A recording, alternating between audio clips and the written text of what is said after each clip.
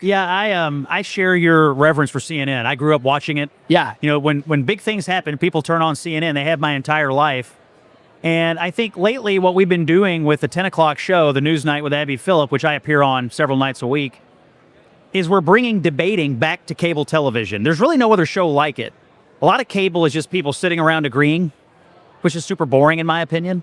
We're having an actual debating show. It's the only show like it, and it's working. The ratings are good. Everywhere I go, people who love me and people who don't love me, they all say the same thing. We love the debates. Yeah. There's a hunger for debates, and I think CNN deserves a lot of credit for platforming it because it's the best chance I think we as conservatives have out there right now to have a direct confrontation. Yes. With the liberal arguments, the liberal narratives of the day. And, I score a few points out there on the issues of the day. It's a good thing. The country was founded on debate. Mm-hmm. Debates are good.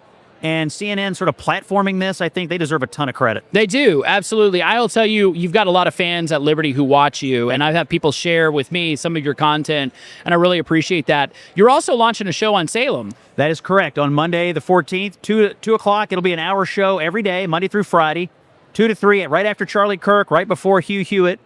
It's not a very subtle name. It's just called The Scott Jennings Show.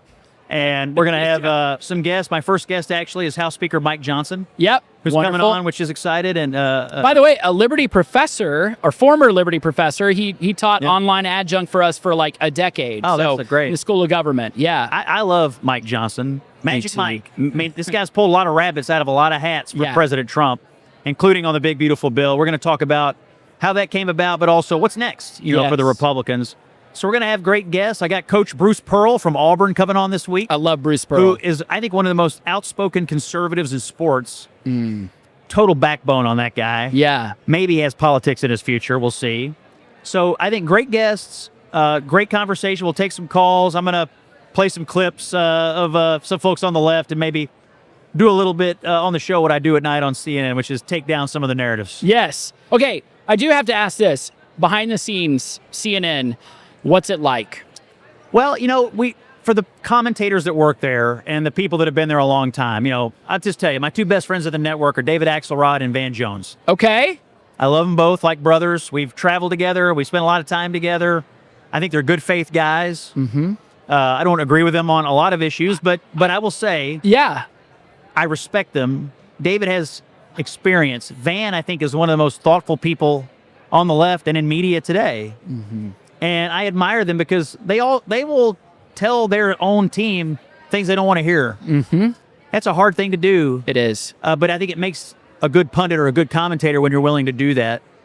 Like Axe was one of the first people sounding the alarm. Like Joe Biden's not fit for office. Wow. Yeah. Van Jones has been, I think, courageous in his stance on Israel. Yes. And he takes a lot of flack for that. So I admire these guys, and we personally love each other. So it's a family. We do have some heated arguments, and I won't say that we all, are going over to each other's house for Thanksgiving dinner. But you should know these are good faith debates, and a great rule of punditry is when it's over, it's over. You can't take it personally. Right. I appreciate that. And by the way, I reflect the same sentiment about Van Jones. He has said a few things that are very inconvenient to the left, but are truthful.